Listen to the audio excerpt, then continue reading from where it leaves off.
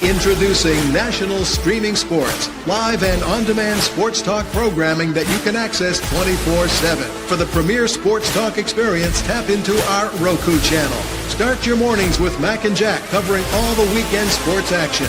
Then pour a cup and enjoy all the sports you can drink on the Coffee and Sports podcast. At midday, talk sports from east to west on the Coast to Coast podcast. Followed at night by some hot girl talk with Prim and Proper Sports featuring Sonja Pearson. Talk boxing on the Gloved Fist. Yankee fans tune in for Start Spreading the News. And there's more on the College Sports Huddle and Sports Scope with Robert Butler. There are 20 podcasts in all and 70 weekly shows giving us a 3.4-star viewer rating. To find us on Roku TV, search for National Streaming Sports on the Roku search bar. Click on the logo and you're in. National Streaming Sports, live and on-demand sports talk for America.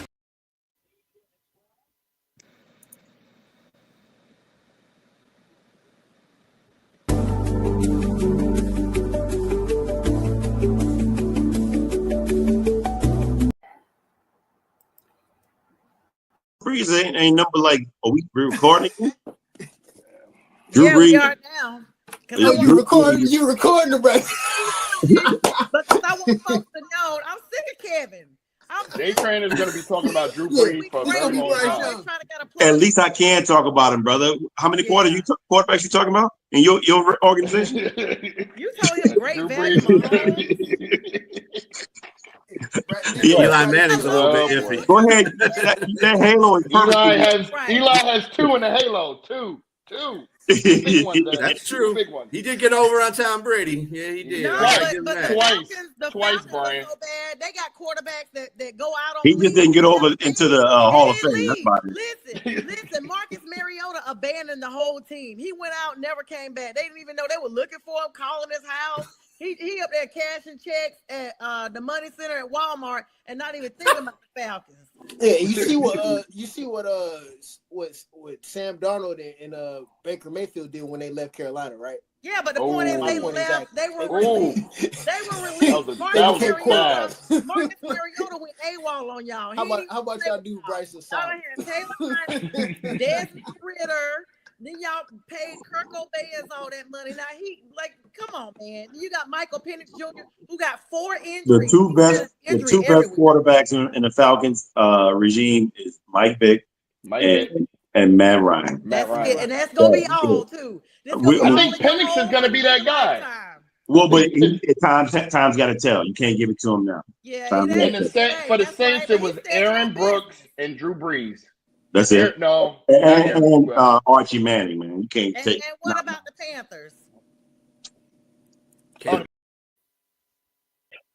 Good evening, everybody, and welcome to Friday with the fellas. And that was our behind the scenes cut. Sometimes we do that. We have so much fun. Sometimes it goes well beyond the show. I am Sonja, and I am joined by a host of gentlemen tonight. So excited to be here. I have to my right B. Trilla. He is from the One Ass Cheek, Three Toes podcast. To diagonal of him, also Nate the Great, his co-host on that same network. Mike Tipton, the Tipping Point, Dallas Cowboys fan to the far right. And just like the NFC South, beneath me, J-Train for the New Orleans Saints in the NFC South. However, brother, good evening, everybody, and welcome to Prim and Proper Sports. And thank you, everybody. Make sure you download the Roku app. Shout out to Linda and Mac over there. You guys download the app and follow us, National Streaming Sports. Nothing but fun, football, faith, family. We talk about it all over here. Good evening, gentlemen. How are you all? Good. Yeah, everybody's doing good? Great. Everybody's good. What's going on, TC? How are you tonight? What is it? What's his last name? Castaneda? Castaneja. To Patton's conversation. What's going on, Lamar? Easy to say, James. And what's going on, everybody? Yes. TC 915. Let me go ahead and let you guys know, since we plugged all that in, big news. I mean, not to us. Kevin ain't on here. We don't know where he is, but Julio Jones is out, retired today. Number 11, number double deuce. Question: Does he retire as a Falcon, or is he going to retire as a Titan, or where is he going to retire? Oh, he'll retire a Falcon, I would. Yeah. I had to be funny. Yeah. So congratulations to number 11. Big numbers, J-Train. Our NFC South nemesis was a threat until he was not with that turf toe. One of the best receivers I've ever seen coming out of Alabama, highly touted, and the Falcons risked it all. They risked everything to get Julio Jones, and he was well worth it. I think they got him at number 6. Yeah, they picked him at number 6, and they gave up almost all their draft capital to get him. And again, like, it was well worth it. They got to the Super Bowl, didn't quite get over the hump with that. But Julio Jones, I hated seeing him on the other side of the field, and he was just a dominant force. And I actually saw him once out in Atlanta and driving his Bentley. Okay. Yes. And I was driving Uber. I just happened to pull over. I shook my head, and he shook his head back, and that was that. But man, that dude was just a monster as a wide receiver. If there was a Megatron, there was definitely a Starscream to go with him. Mm-hmm. And Julio Jones was just like that dude, man. He was a monster. And I like I said, I hated seeing him on the other side. I have nothing but admiration and respect for him. But one thing I'm really surprised at is that he's retiring now when there's been no sightings of him for the past 2 or 3 years. Let me tell you what's crazy. I'm looking at his stats right now. I ain't even know he went to Philadelphia. I definitely didn't know he went to Tennessee. Yeah, he went there for a little bit. Yeah, literally, like, guys, it's such a decline. His last time in the league, like Jay Trey said, was in 2023. Only 74 yards, but 11 receptions for the Eagles. Of course, they got their people. They said he got 3 touchdowns up there. You should have stayed there so he got a ring. Yeah, he would have. Tampa Bay going to the NFC South nemesis. 2 touchdowns there, 24 receptions, 299 yards, and with the Titans only 1 year, but he got 434 yards, 31 receptions, and 1 touchdown. Big numbers. His biggest year was in 2015. I can't stand that year. That's when they really were going against us. 136 receptions, 1871 yards. 13.8 average per carry, 8 touchdowns was his biggest year. But however, in 2012, because you guys know he was picked up in 2011, he was on fire with the touchdowns. In 2012, he had 10 touchdowns, y'all. 10 touchdowns, 79 receptions, only 1198 yards, but those were big yards. Over his career, 13,703 yards. 914 receptions total for all the teams, averaging 15 yards per carry. So he was getting a first down every time, pretty much. Total of 65 yards. Total of 65 touchdowns. Congratulations to Julio Quintavious Jones. I think Quintaneros or Quentin Tarantino. His name is Quintorris Lopez Julio Jones Jr., born February 8th, 1989. So he's an Aquarius like me. 36 years old, University of Alabama. He has officially retired. So congratulations to him. And I want to. Yeah, I think. Go ahead, Nate. Go ahead. Oh, I was just gonna say real quick. J Train kind of alluded to Megatron. I honestly think if you look at the history of the receivers in the league, Megatron was kind of the first big body receiver that you saw could jump out of a building, but also could run 4.3. Oh, damn. And then Julio came into the league after Megatron, and I think those 2 receivers really set the basis for the DK Metcalfs, for the George Pickens, for the the more thicker receivers that we didn't see in past situations, because they were more thinner, faster, leaner. These were like Megatron was the beginning of the big, thick receivers, and then Julio came along, and then after that was DK and so on. All these other bigger guys now that you see now in the NFL. So they were like kind of like the pioneers, in my opinion, of the big receivers. Definitely that. And even though we started off with that news because we did the backdrop, that is not the big news. Right now it is March Madness. And good evening to Lamar, Mike, let's see, let's see, it's a bunch of people. Dennis, hello. Good evening, everybody, for joining us. Thank you so much. The big news is it's done, guys. The Lady Cox came out big tonight. Texas is going home. Final Four is a wrap. Dawn Staley once again is going to championship row with the final two. This game is just now wrapping. Mike Patton actually is commenting on that now. South Carolina defeats Texas, headed to the national championship game. Absolutely, I got the game on right now. And Mike also says how fitting that Julio retires on 4:40. I forgot that is today. I knew it was 4:4 all day because 4 is my favorite number, but I never equate that with 4:04. So definitely congratulations. He definitely did. Congrats. I mean, his number's number 11. It's 1-1. That's how you know he's going to be, retiring with Atlanta. So yes, and let me give a shout out real quick to Pink Fan First. She is the lady behind our reels, our advertisements, our promo. She connects me with the guests. So shout out to Pink Fan Fur. Hop over to her YouTube. She's trending and all that good stuff. We love you, Pink. Thank you. And to Bo Crouch, Football Talk with Bo. He is Coast to Coast Sports. This lovely backdrop you see, he's designed that for me. I'm just blessed to have such great support and talent. And there you have it. Moving along. Yeah, so the big two is going to be, Mike says, UConn versus South Carolina. He's going to call it UConn beats UCLA. Guys, we are definitely going to be talking about that. Oh, there's Pink Fanfare. Now, what's going on, Pink? Yes, that's her team. The lady, Dawn Staley, she's a big fan. Pink actually has pictures with Dawn. She's always down there. And so, yes, Pink, we just gave you a shout out, sis. So glad to have you on tonight. And yes, those ladies got it done. Thank you. Guys, let's talk March Madness. Let's talk about the ladies right now that are going on.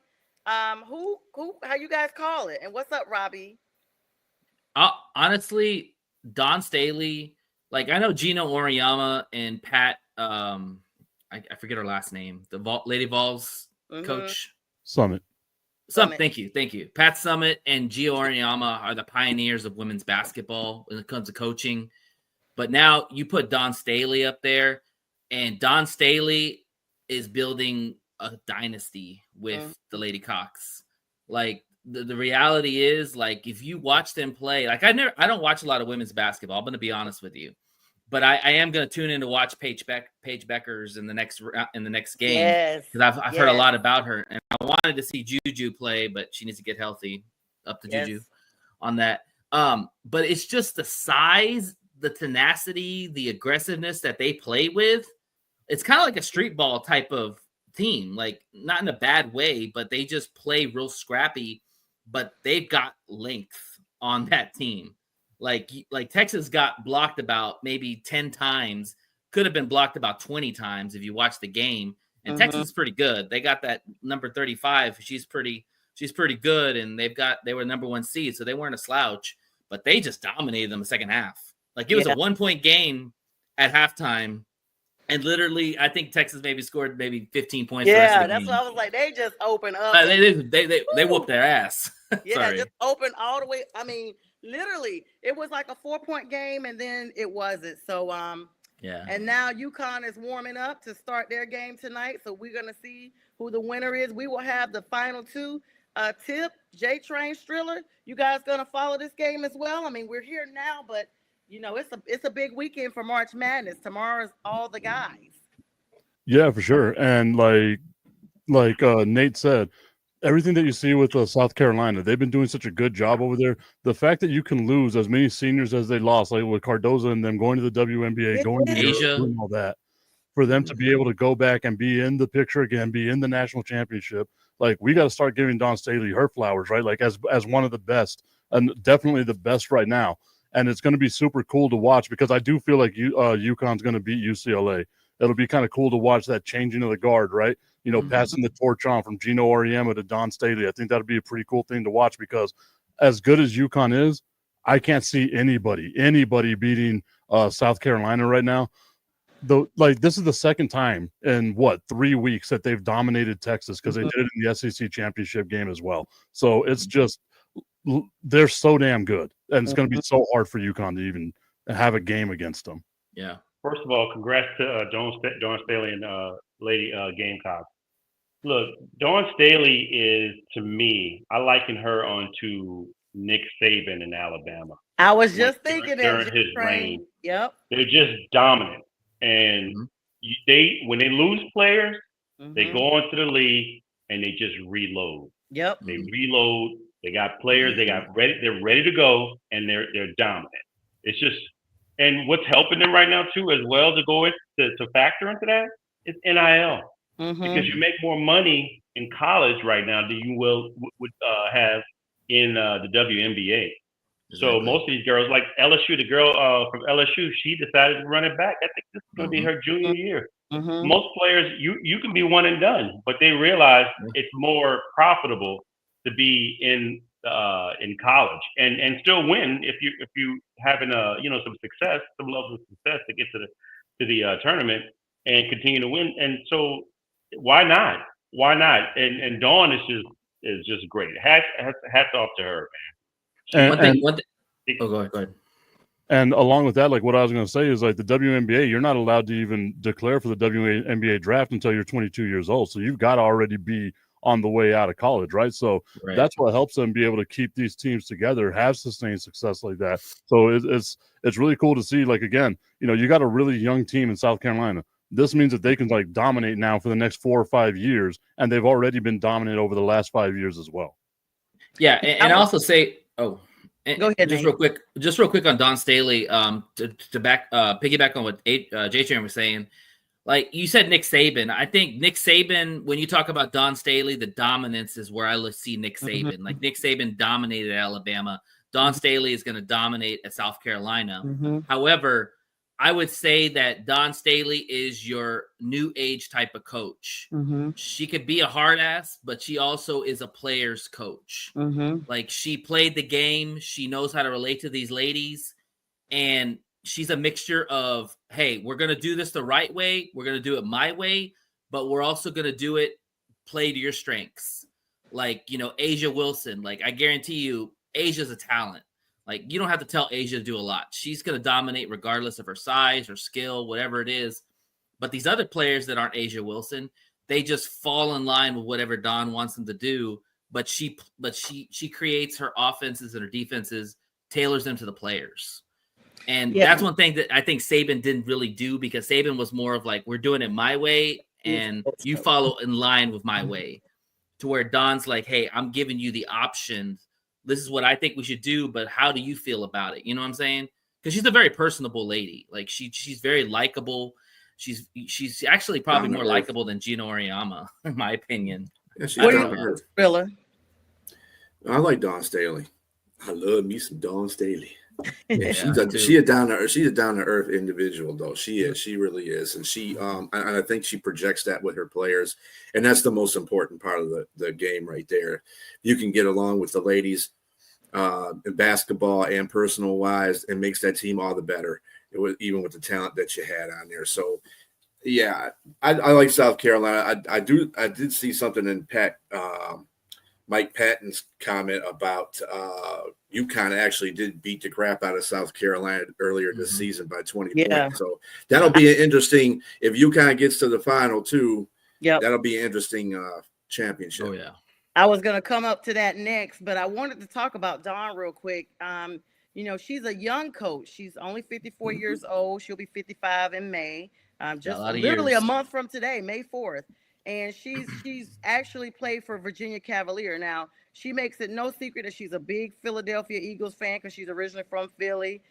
She has a plethora of experience as a player. And I think, like Nate said, and Nate literally said exactly what I was going to say to the T, because I talked about the recruiting that J-Train brought up, the fact that it's like reloading, literally, like you're not ever out of ammunition. So shout out to their recruitment crew. Like those people need a raise, because for them to be able to go out and recognize this type of talent and to know that this is a proper fit, both mentally and physically for that team, is just a plus all around. And I never forget when Aaliyah Boston was there. That's kind of when we started really paying attention to this organization and this school.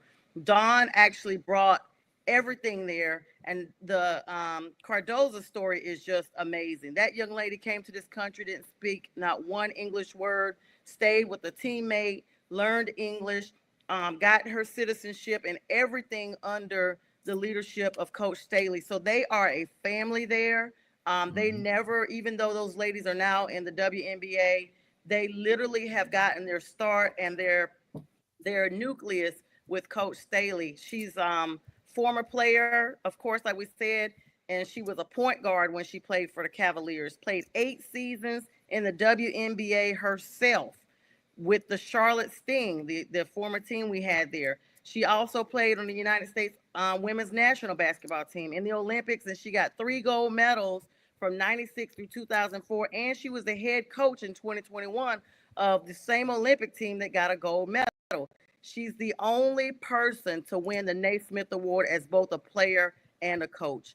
Dawn is that you know what. So shout out to her. Mike, I want to address some of your comments here. Like he talked about Pat Head Summit, man, the only woman to have 2 courts named after her. But he said Joyce Edwards is the leading scorer for South Carolina, and she comes in off the bench.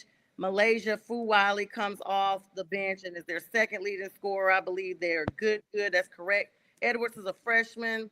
Fuwali is a sophomore, so lots of time there. And then he said, talking about the UConn domination, so it's get back time. And like Pink Fan First says, you know what? Roll Tide. So she's giving a shout out to Saban. Mike, of course, with these paragraphs. Thank you, Mike, so much for your engagement. He said the reason those players are running it back actually is because it's the CBA and WNBA. NILs became endorsements. So we knew that the NIL is a factor in every sport these days. If you can make more money on a college level, on a collegiate level, why even go into the professional draft? There's a collective bargaining agreement issue between WNBA players and the WNBA. That's why many are coming back to college because of uncertainty if that gets resolved. Wow, I didn't even know they that. Just make more money. They just make more money in college than they make in the WNBA right now. UConn, Texas, and UCLA are the only 3 teams that beat Dawn Staley. That's according to Pink Fan Fur, and they will not be at the ship. You got that right. Mike actually says Raven Johnson and Cardoza were high school teammates. Yep, she's the one that helped. Yep, that's exactly right. Couldn't think of her name. And breaking news, Alex Ovechkin ties Wayne Gretzky for most goals in the NHL. Now, Trilla, since your network broke that news, I guess we'll pivot. Now, this next game is kicking off at 9:31, y'all. So it's a lot to pack into this 1 hour. Let's mosey on over to your NHL news. Trilla, what you got going for us? So, let me bring it up real quick. I didn't know you were going to go like that on there. That's why I just put it in. This is what we do. Is it over or is it still going? No, it's still going. Still in the third. 11:37. I told you he was going to break it tonight. I said he's going to break it tonight on the show. On your show, I said it. I'm going to follow through it. Well, you weren't the first person that said it first. Okay, Nate. I said it first. Oh, God, guys. I said it yesterday. Let's go, Trilla. Anyway, so he's got 2 goals in a 4-3 win. They're winning right now. The Capitals are beating the Blackhawks 4-3. He's got 2 goals in this game. He needs 1 more to tie. He'll get it. Let me see what the box score is here. How crazy would it be if he, sorry. No, you good. You good. Go ahead. I was going to say, how crazy would it be if he hits the game-winning shot on a hat trick and he beats Wayne Gretzky's record? Like, you couldn't ask for a better finishing to your career right there. Like, seriously, that'd be crazy. All right, so Trilla, we know for at least for a minute that we got that. We'll come back to you on the field. Yeah, right, I mean, it's just that the Capitals are trying to win the President's Cup, most points in the league, and and Ovechkin's been a main factor in that situation. He scored 39 goals so far this season. That's pretty good for an old man in hockey. Yes, definitely. So, congrats to him. All right, moving along. Let's see. Robbie says Crosby's better, and boo to Ovechkin. Thanks for that. All right, guys. So let's talk a little bit about, my favorite sport, the NFL. We're going to pivot back to that. We already talked about Julio Jones retiring today. Looks like Mr. Irrelevant, Brock Purdy, may be teetering on a contract. However, we talked a little bit before the show started. Geno Smith has solidified his contract, right, J Train? Yes. Geno Smith just signed a contract with the Raiders, excuse me, for 2 years, $75 million, $66.5 million guaranteed. Ooh. And with incentives, he can push it out to possibly $85.5 million. Geno is 34 years old, but Pete Carroll came out and endorsed him and said, this is our guy. This is what, we're going to do. Obviously, he had good numbers when he was with Seattle there. And they look to keep him there for another 2 years. Now, with that said, are they a team still vying for a quarterback for the future? With Shedeur Sanders just having his pro day today, he did really well on that. I think there's still several teams in the market for Shedeur Sanders, especially after the pro day with Travis Hunter. But Geno Sanders got his money. He's got Brock Bowers to throw to. Brock Bowers probably going to have another 100 receptions from Geno. But they need another guy. They need an X.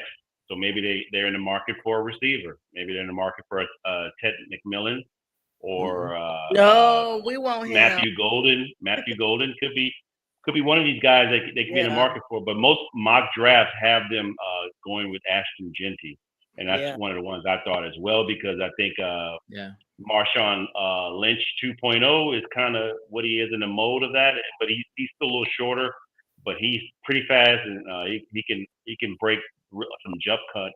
He's just pretty special with what he did with Boise State. So they may be looking for a running back, but they may be looking for a receiver too as well at number 6 overall. I mean, that's big. And Tip, I mean, what are your thoughts? The fact that that Pete Carroll is pretty much going into the vault on this one, like saying, "Hey, he's our guy." He's had no playing time with this new franchise. He's clearly still learning the playbook. He's got to come in and see how he meshes with the other players. I don't think there's any other Raiders there that were former players of him in Seattle. I mean, is this a bold move by Pete Carroll to get him this type of contract and say, yes, he's, deserving of it? I don't think it's a bold move at all. I just think it's like you're taking care of your guy, right? Like that's what it looks like to me. You're just taking care of your guy.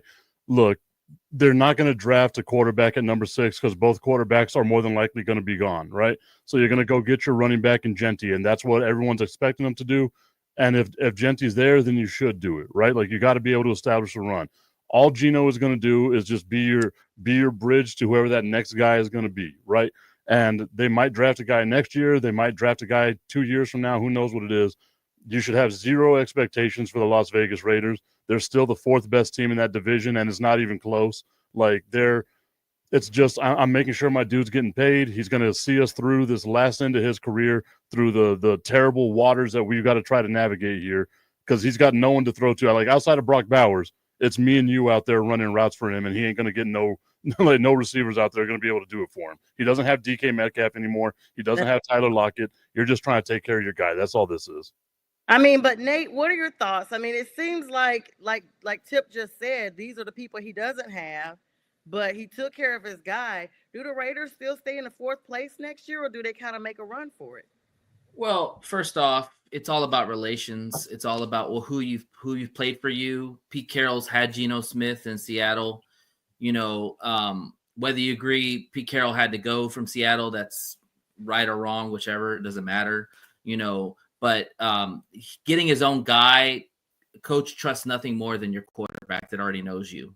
Mm-hmm. You don't have that disconnect as you would have with a new coach and a new quarterback. I actually, to Tipton's point, and I know B's going to disagree with me on this, but I actually think that if Shedeur and Genty are there at 6, you got a debate there. Yeah. I don't think it's just Genty number 1 and that's it. We move on. I think you have a debate there in the room. Now you could go either way. Obviously Tom Brady's going to be in there too, and he's a mentor of Shedeur. Yep. So they're going to go to the source and ask him, like, "Hey, do you really think this guy could be this good? Because you're the GOAT. We care what you say. So and I'll be honest with you. I'm sorry. I'm sorry to cut you off. I'll be honest with you. I'm not that sold on Genty as a workhorse running back in the pros because I liked him. I liked what he did at Boise State, but I think the competition was a little bit different. I think when he got up against Penn State, they had some NFL players on that team, and he didn't look quite the same like he did in all those other games he played in that weaker conference.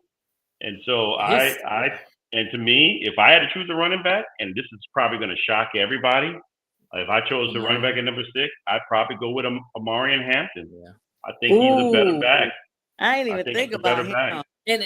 And the thing about with Genty is the two things he has going against him is he's a small guy, and he needs guys to miss tackles, And the thing is that most good players in the NFL don't miss tackles, especially on a small guy. They'll bring your butt down pretty quickly, right? And he has his acceleration is big too, so he's got to have a hole to get through and burst.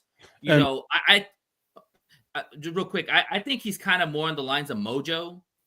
He's kind of like a Mojo type of player.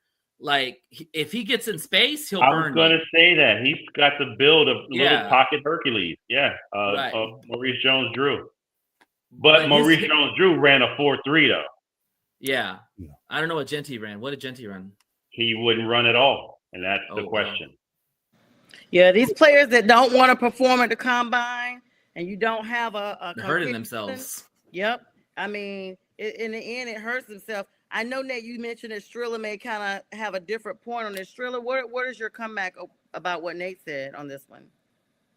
About them getting Shedeur Sanders. I mean, yeah, it's all fun and games when you talk about Tom Brady being, a contributor on that team. But at the same time, remember, he doesn't own the team. Yeah. So at the end of the day, it's a business decision. So if they want to go with a running back, and J Train ready to go point, it might not be Genty. It could be the other guy that he mentioned too.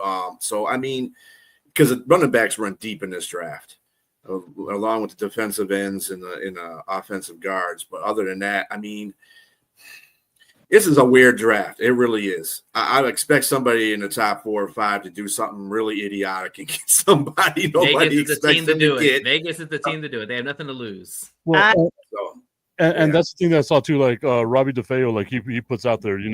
The Raiders hurt at multiple positions. If they don't take Genty, then what they need to do is either trade back or draft someone on the offensive line, the defensive line, do something. Like I know it's not sexy, but that's what you got to like. You got to build your team around that because right now you're just saying, okay, we got our quarterback for the next couple of years. Obviously, we know where we're going to be. We're not better than the Chargers. We're not better than the Broncos. We're not better than the Chiefs. We know who we are. You're looking in the mirror, you're self-evaluating, right? We know who we are. So maybe you just go out, you get the big fat guys because that's how you got to build your team from now on. Protect your quarterback, create running lanes. Go get your big fat guys. I'm not saying it, J Train. That's why they expected me to say it, J Train. I'm not saying it. I was gonna say, don't say it, man. And no matter who the Raiders get, it's gonna be super competitive. Hello, Broski Bear. He says the AFC West is absolutely brutal. Chargers and Broncos gonna be tough, and the Chiefs. And hello to you, Melvin Johnson. What's going on? Truth be told, I'm good. And also, Hooli King Hooli and Robbie says the Raiders are hurting at multiple positions. Yeah. And also too, something to consider with the Raiders is that I see the Raiders probably being about 500 or a little bit under 500. That's not going to get you a top draft pick. So if you are going for Arch Manning, if he comes out, or whoever else is a hot name, maybe the guy from Penn State, Allen, if he comes out, they've been talking about him. If you don't suck that bad, you might not get a chance at that quarterback. So that's why Shedeur makes sense. If you're not in love with Ashton Genty, and keyword in love with him, then I would go Shedeur because you get Shedeur, develop him. You got Tom Brady inside the franchise to work with this guy even more. And you got Geno for a couple of years, and Shedeur can just hold the clipboard. Yeah, and Broski says when you grade draft prospects, you must consider productions. I don't know how y'all typing all these paragraphs. Y'all are quick. Athleticism. Listen, send us an email to come on the show, guys. That are sending all of these. You're giving Sonja getting her tired, man. Have to read all this. I love it, guys. Friday nights are when we have the fellas. Listen, I would love to come on here and have 20 people. I don't know. It's gonna have to be a 2-hour show. Broski's saying when you put your draft prospects in, all that stuff. Genty had production. Robbie's coming back, basically saying if he was the Raiders, he would trade back to 12 and get an extra pick with Matthew Golden. And hello to you, King Hooley, again. Let me just say this real quick. Let me make sure I got all the comments. Before we go any further, I don't want to get a Raiders too much because Tom Brady's there and he always gets, his due. I want to ask you, Tip. I see breaking news here a couple of hours ago. You probably already know it. Happened at 5:54. It's concerning your Cowboys. DeMarvion Overshown is basically saying, he's ready to come back. He's trying to be the NFL player comeback player of the year. Of course, overcoming that devastating knee injury and predicted to be one of the best young linebackers again, like he was before. Did you know about this, and what are your thoughts on that? Yeah, that's the thing, right? Is like they always want to come back super early. And like if you saw any of the Cowboys games last year, Overshown was like their defensive MVP. Like he gets hurt late in the season, and it really felt like there was never a time last season where the Cowboys had their best defense out there at all times, right? Like Parsons missed a good part of the year, Lawrence missed a good part of the year, Diggs missed, Bland missed. It was just like they just couldn't seem to have everybody on the field at the same time. And I could imagine the scenario where you have Overshown and Parsons along with Odigizua and a couple of the other, pass rushers that Dallas has. And that's fine and dandy. Get pressure on the quarterback. We know that that's what's going to get you paid. But the biggest issue with the Dallas Cowboys is still that middle linebacking core and that interior defensive line. They got to address that, whether it's in the draft, whether they got, some more stuff in free agency, maybe some trades like we saw them trade for Joe Milton. Maybe they do something like that. But right now, you already know my mindset. This team is an 0-17 team. They're staring 0-17 right down the barrel with Brian Schottenheimer as their head coach, with Matt Eberflus as their defensive coordinator, this goof, and all this stuff.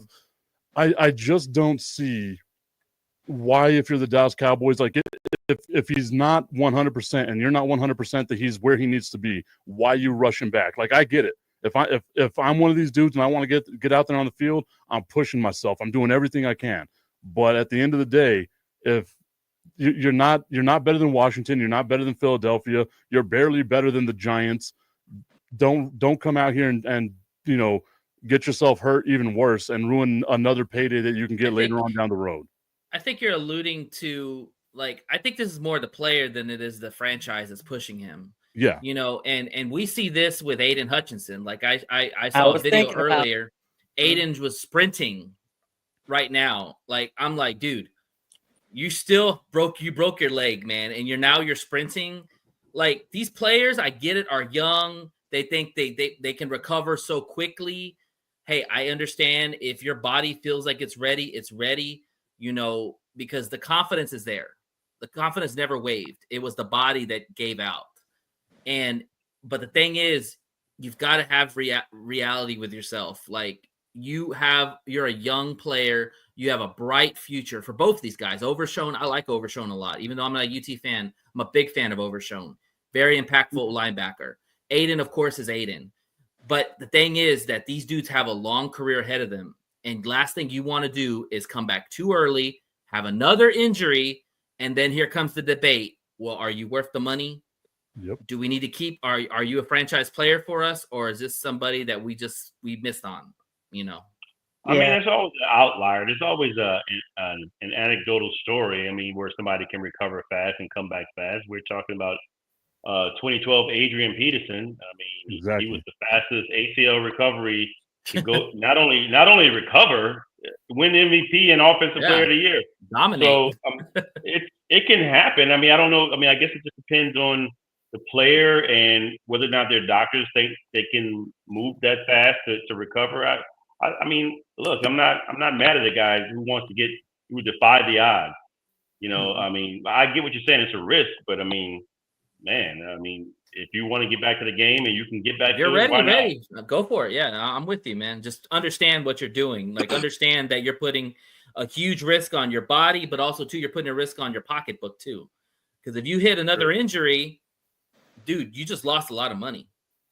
And you're doing this for a team that's going to go 0-17. I don't know about 0-17, but yeah, I mean, Yeah, that'd be great. He's been That'd be great banking if on they that did. 0-17 for quite a long time, and we hope you get it. And I As think a Lion fan, we're hoping for that because then we can I make fun think of you y'all. guys play the Panthers Let this us- year. We'll contribute to it if we can. Let's think of it like this, though. You're looking at it outside of a GM's perspective, of a team's perspective, but as a player's perspective, if they feel they can go all the way, and it's in their confidence to do so, I mean, what's to stop that? I mean, if they feel that they can do that, like Aiden Hutchinson or Overshone, I mean, either one of those guys, they come back full forces because they know they can play. Right. It's all a confidence thing.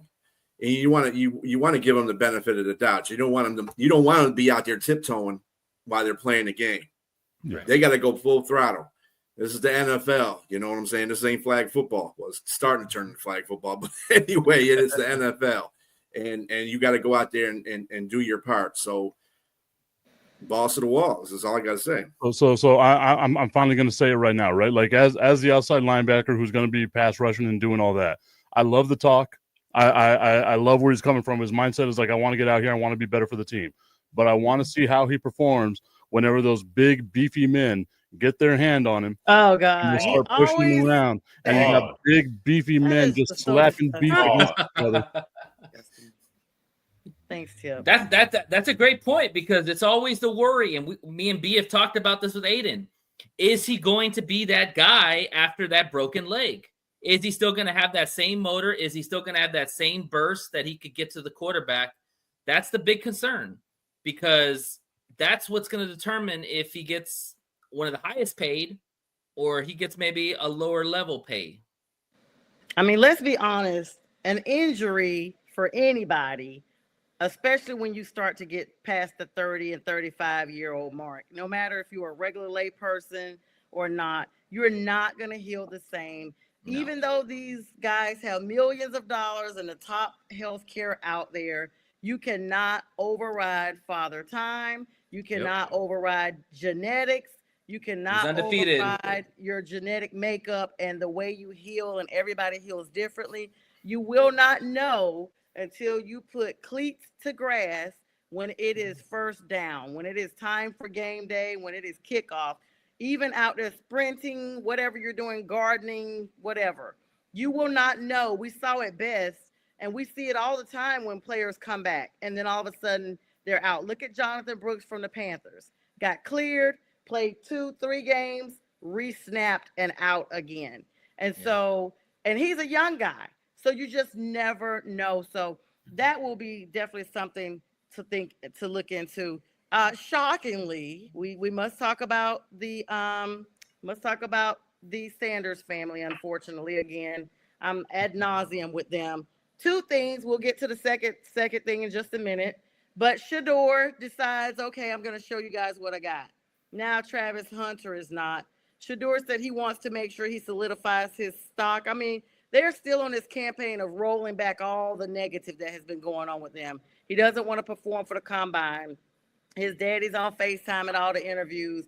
Now his dad comes out last week. Hey, guys, we're just grateful no matter where we're going to go. Before that, it's like, hey, if he gets picked up by the wrong team, I'm going to have to privately intervene. Now we're grateful if it's, and he names out the teams, Browns, everywhere. He's okay with it.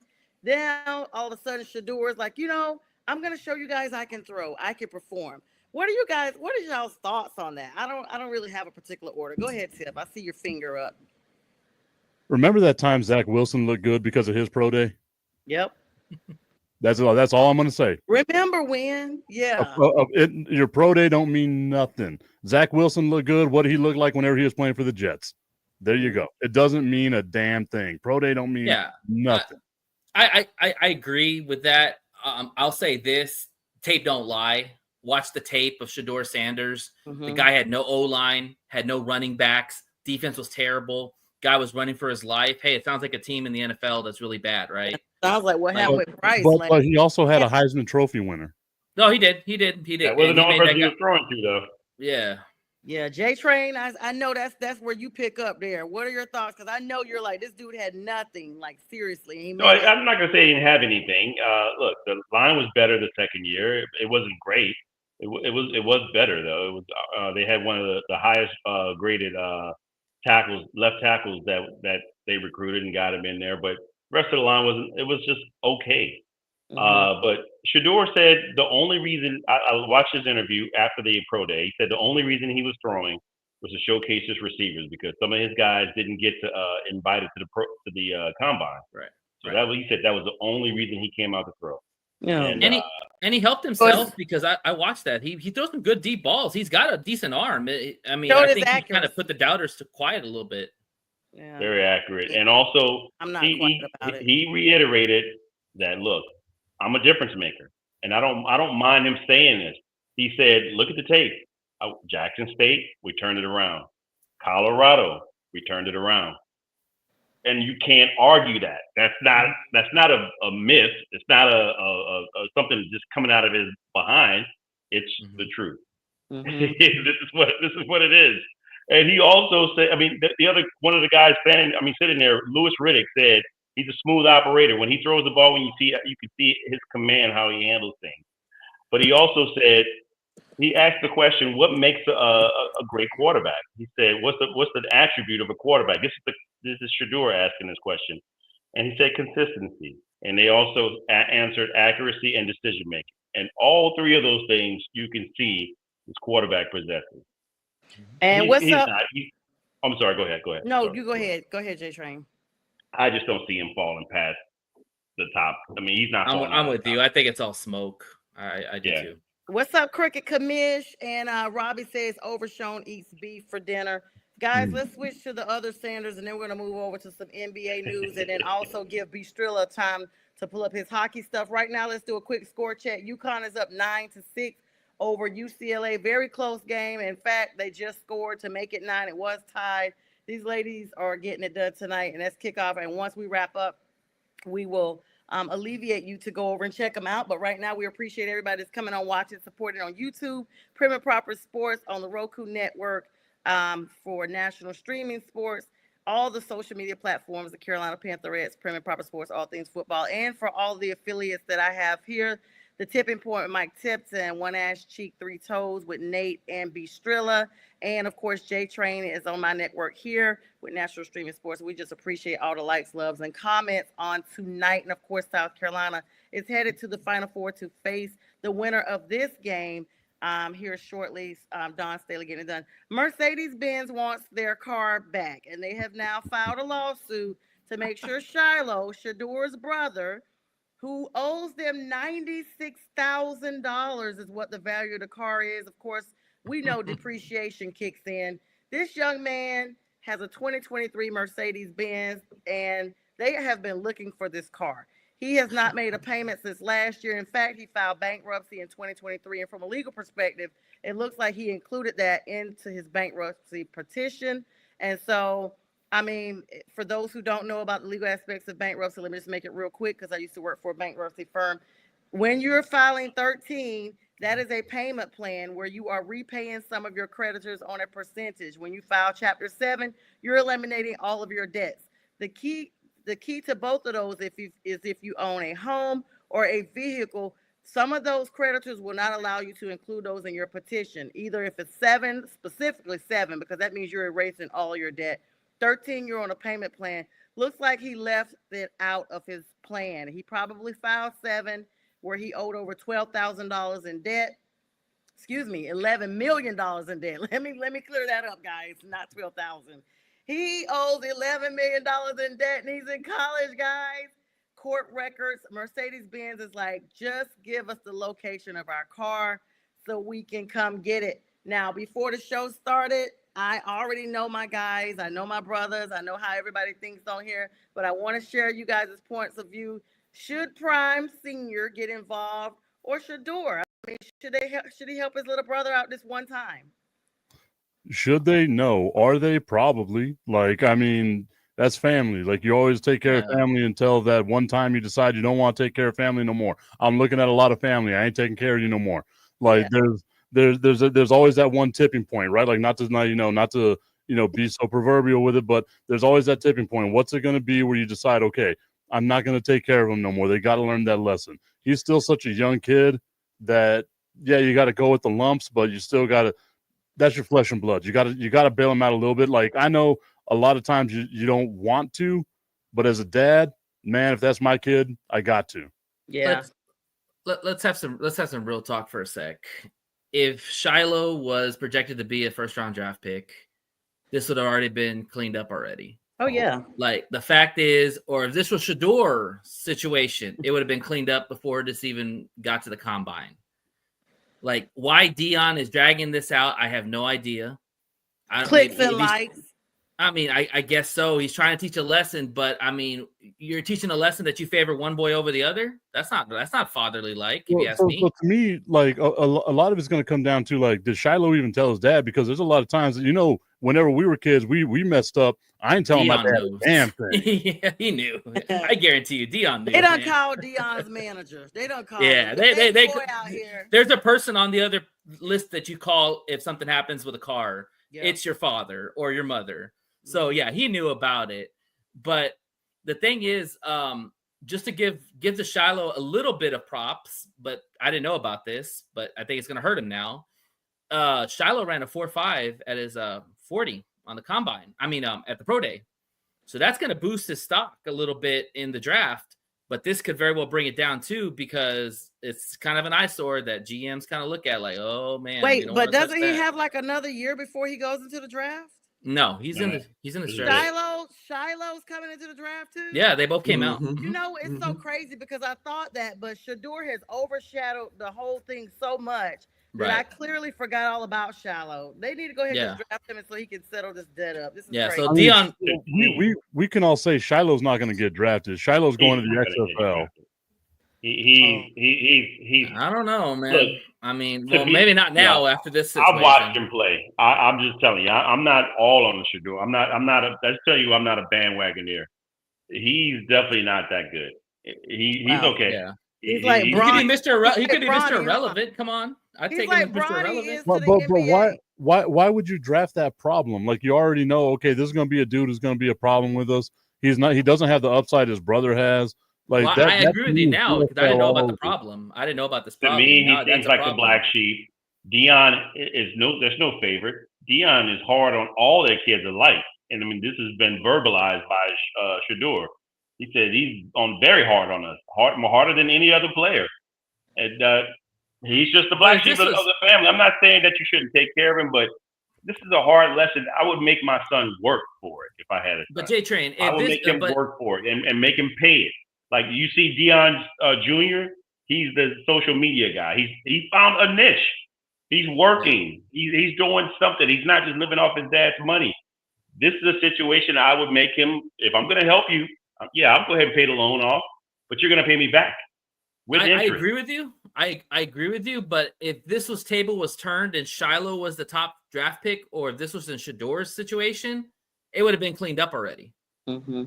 Like, that's my point, is that, like, because Shiloh is not projected to be a high draft pick or maybe not even drafted, it's more like, hey, dude, you got to figure this out. Like, but if it's a Shador situation, I think they cleaned this up before the combine. Yeah, because this really would hurt his stats. They're like night and day. Shador is probably going to handle his business. The things I've heard from other people around him, he's that dude. He's like to the T. He's that very precise. What was the word? It begins with an M. I can't even think of it. He's goodness. He's just like a perfectionist. Let's just put it that way. Oh, okay. He's not going to do anything like that. He's about having all his stuff in a row, everything lined up. He reminds me of Deion Sanders. That's how Deion Sanders was. Is Pilar his mama too? Is Pilar Shiloh and Shador's? Okay. Yes. He might be having a Pilar moment because she's kind of out there, a little unstable. Trilla, what's your thoughts on it? I'm getting really tired of talking about this situation. I'll be glad when the draft is over because this will go away. Well, no, about the money part. About the money part. I'm not. Like I said in our chat, I said it's a parenting moment. You would think for us normal folks. Mm-hmm. But we don't have that. We don't have, and unless somebody has that money, I want to know so I can borrow some. But unless we have that kind of Dion money, you know what I'm saying? There's a whole difference in how you raise your kids too. Yeah. And Nate brought up a good point. I think, Nate brought up a good point about favoring a child over another child. You got to be there equally for all your kids. You know, I know that I have 3 kids. I got to be there equally for all of them. Because they'll be, oh, I know, Dad, you think I'm your favorite. No, the hell I don't. Don't be thinking that. Because you ain't my favorite. None of y'all my favorite. In fact, I would kick you to the curtain. We're taking care of anyway. My favorite. It's just that point. I mean, he's going to help him out. He's just making him sweat. That's all there is to it. But the public Jay trains for fun. He's making him sweat for right now. But he's like, let me see if you can figure this out on your own. And if you can't figure it out, I got you. But I want to see if you can figure it out on your own first. And but now it's public information. Now it's the whole world knows. You know what I'm saying? Yeah, but I mean that's understand that's just a part of it, right? That's part of being Deion's children. You know what I'm saying? Yeah. It's gonna happen. Name. Yeah. It reminds me of like one of those reality shows from back in the day. I don't know if y'all remember Coolio had a reality show. Yes. And like he bought a Ford Taurus for one of his kids, and his kid was like, "Oh, Dad, I thought we had money." He was like, "No. I got money. You ain't got." Yeah. That's the way it should be. Like it's not your money. It's my money. So, yeah, definitely. Do whatever I tell you to do. Good luck. I say that and don't get me wrong. I don't think it's all rich parents that do that either. I think a lot of rich parents do that just what Coolio does. It depends on the parent, depends on the individual. It's just what it is, man. Hopefully that the brother can get himself out of that trouble and get himself somewhere so he can play football. I think that's probably the reason why his football status is dropping, because it's not making him focus on what he needs to be focusing on. Is playing football. Continued drama, and we always talk about personal and professional. Score check 21-11. UConn all over UCLA. Paige Becker's predicted to go number 1 in the WNBA draft. Looking absolutely amazing. I say she's held up the hem quite nicely that Caitlin left behind. So this game probably will advance even more because UConn is dominating in the paint, guys. And once we wrap up, you guys can hop on over to that. Let's switch on over to the NBA. Speaking of basketball, this has been a week of records, guys. Antetokounmpo broke a records NBA record this week, and also breaking this afternoon, the Boston Celtics made NBA history on today by swishing their 1,364 3-pointer of the season, making them the new league season record. Previous record was by the Warriors in 22-23. When it ain't even done yet. The season ain't even over yet. It's not even done yet. Just starting. But Antetokounmpo breaking records, guys. What are your thoughts on that? Anybody got that feedback, that plug for me? I mean, Giannis is a he's got 35 points, 17 rebounds, and 20 assists. It's just dominant. He's a big man. He's 7 foot. He's got the large wingspan. It's not hard to do for him. I mean, he can play. Freak athlete. Yes, the Greek. That's why they call him the Greek freak. Look, I'm just not surprised. He could play. I mean, they played against the 76ers. I mean, they're not that great, but maybe it's not hard to do against a team like that. But yeah, I'm not going to shoot that down. That's a great record, man. Shouts out, props to him. Yeah, and of course, Denver getting it done this week. Denver Nuggets, Luka Doncic, 61 points, triple-double in double overtime, but then losing by 1 point. This just been a week of records. And so, maybe they're trying to reignite the excitement of the NBA because it's been kind of blah as of late. That's why I tell you all, they all look like a jar of mayonnaise, right? Luka Doncic and Nikola Jokic, they both look alike, according to Sonja over here. Feels like we got some problematic stuff going on. But I mean, Jokic's the best player in the NBA. I said it the other day, and I'm going to get pushed back, the best player in NBA history. We got to start putting respect on that man's name. Yeah. In NBA history? NBA history. No one has done the stuff he's done. He's up there. Yeah, but I mean, how long he's going to do that for? You really going to put him over Michael Jordan? How much longer does he have to do it for? Oh, come on, man. Well, he's got to win more rings. We could be here all night on that take. I'm just going to sign off on that. All I do is throw the grenade out there, baby. Is what I do. You might need to fall on it, brother. I'll say. I knew you were going to say that shit. I'll say this real quick. These records are being broken because there's no defense anymore in the NBA. Like they got rid of the hand check fouls. They got rid of the hard fouls. It's a soft sport, and players don't play defense.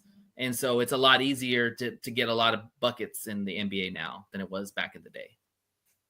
Yeah. So I want to understand this in all pro sports.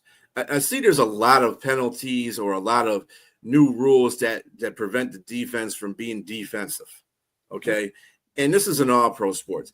Is it really that bad to go to a game and watch a defensive struggle? You're still paying for the tickets.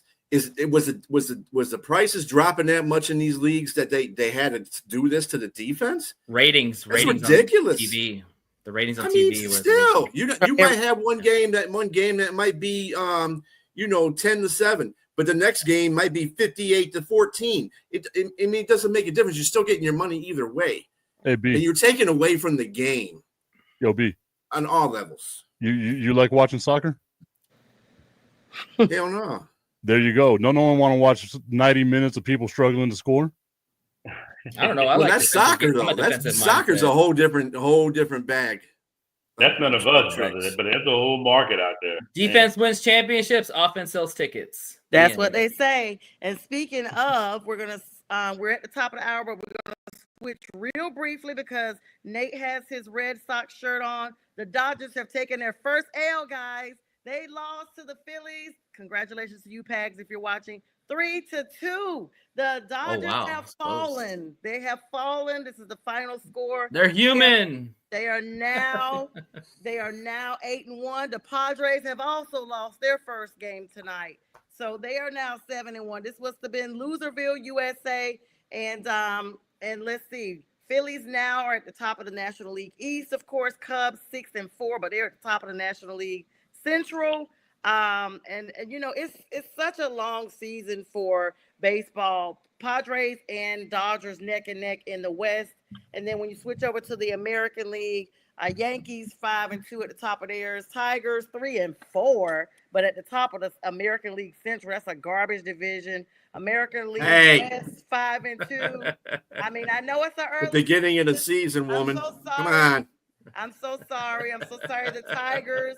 That's D-Tweezy, but it's a long season, 150 some games left to play. And yeah, but I mean, Nate, your Red Sox, I just want to get you the nice little plug here. Shout out. Roll out.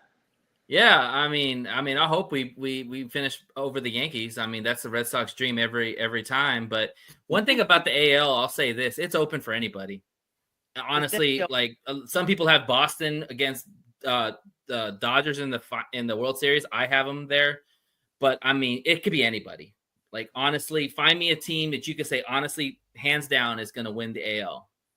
Yep. And so, listen, our final take, we will switch back to March Madness for a tick. I want to get your takes tomorrow night's games. I'm so excited. Tomorrow at 8:49, which means I'm going to have to drink a lot of coffee. They got that game kicked off late. My Duke boys playing Houston. But before that, Florida and Auburn, both number one seeds. Everybody's number one in the Final Four. 6:09 p.m. Let me go around the table here and get everybody's picks for the Florida Auburn game, 6:09. I'll start with you, Strilla. I got Florida over Auburn and Duke over Houston. Duke is a champion on Monday. All right. You, Tip? I got the same thing. Duke and Florida in the national championship. Duke with the win. All right. Dre Train. I got Auburn and Duke, and I got Duke with the win. Oh, so you got Florida with the upset, Nate. Florida and Duke, and plant the flag on the championship. You know what that means. I'm listening. And that means what? Florida? Plant the flag. What's Cooper Flag's last name? That's right. Okay. Plant the flag. That's right. I don't like this now. All five of us are going to go with Duke. I don't like this. I don't like this at all. We're going to lose. There should be like an air slap for everybody if they didn't get that. I know, guys. Let me tell you something. I don't want that because it doesn't feel like a jinx to me. I just feel like it's a come to Jesus moment. You guys finally see the light that I've been saying all season long. And I already have several Duke t-shirts in my baskets on different shopping sites. Cannot wait It's time to replenish from 2019. This team has been compared to the 2019 team. Trilla, what do you got to say? I see you up there barely. I don't know if it's coming to the light. I'm just looking at the reality of the situation. My Spartans didn't get it done because they can't shoot with crap. So, I mean, what the hell? Yeah. Okay, you know what, Sonja, you convinced me to change my mind. I'm going with Houston. It's going to be Houston and Florida. Houston's going to win the national championship. I don't want to see you happy. I don't want it. I can't have it. And the reality is, if Duke plays at 75%, they're going to beat all the teams. Mm-hmm. They're that talented. They have they have 4 top 10 players in this year's draft. That's all you need to know. And they have a superstar in Cooper Flag. So who's going to beat them? I mean, I like the way. And when Flag doesn't play, the rest of that team comes out because the last game he had wasn't the greatest game of his career. That's for damn sure. What's the guy's name, Nate? The other guard? Knipple. Yeah, Knipple was killing them in that game. Yeah, he doesn't have to play great because their team is so talented, like you said. Yeah, well, he was trying to play great, but you got a 7'2" center in Malowatch as well. Like they're a big team. Yeah, they're just a huge team. It's like playing an NBA team, basically. Yeah. Yeah, it's a lot of. I mean, it's the last couple of games to play. Let's be clear. But it's a lot of ball to be played. I'm up here literally looking now while I'm talking to y'all, trying to put my bracket up. Don't worry, I'll have it up. I mean, they're so deep. The guy Sion James could probably be a starter in other teams, and he probably would ball out. Like that's how deep they are. And he's a graduate. He's a graduate transfer, but he can ball. Yeah, I want to make sure that for all intents purposes, everybody sees my bracket. Holla at your girl. The bracket you filled out after all the first round games. You are such a whole hater on that. Hey, you need the little emoji. I'm glad you said it, Tip. I saw it. We saw it in person. Like, we were getting text messages. Listen, no, and y'all not Sonja, here. Sonja, you need the little Cooper Flag emoji to plant the flag right there in the middle. Yeah, you see what my name is. Don't encourage her, Nate. You see what my name is. You guys see what my name is here. It's Duke BDs. That's my name. And literally, one thing about it, even if I did fill out the first round, if y'all saying that, even though I did not, the second and on rounds are no, I've had misses on those. And my overall champ is what matters the most. And that game has not been played yet. So stop being a whole hater and get the vibes together. Let me say this about this whole March Madness.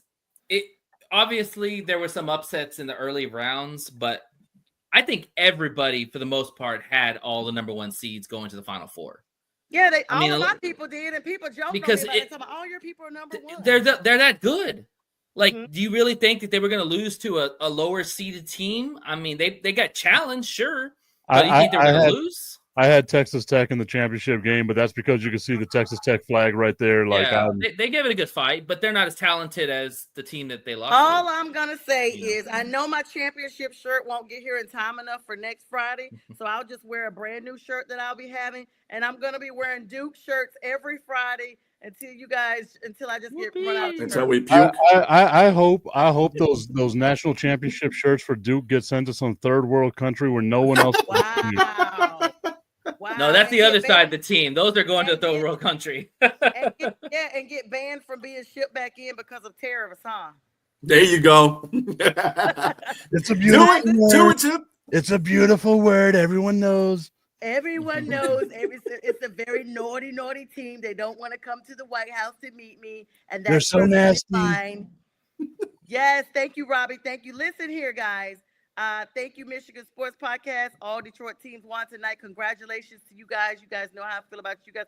And Pistons clinch a playoff spot. That's big. Let's go. Congratulations.